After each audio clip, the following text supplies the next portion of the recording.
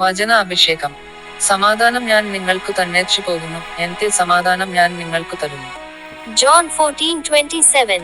യഥാർത്ഥ സമാധാനത്തിന്റെ ഏക ഉറവിടം യേശുക്രിസ്തുവാണ്. ക്രിസ്തുവിനെ കൂടാതെ ലോകത്ത് ശരിയായ സമാധാനത്തിന്റെ യാതൊരു പ്രത്യാശയുമില്ല. അവസാന അത്താഴ വേളയിൽ യേശു തന്നെ ഇത് വ്യക്തമാക്കിയിട്ടുണ്ട്. അവൻ പറഞ്ഞു, എന്റെ സമാധാനം നിങ്ങൾക്ക് ഞാൻ നൽകുന്നു. ലോകം നൽകുന്നതുപോലെയല്ല ഞാൻ നൽകുന്നത്.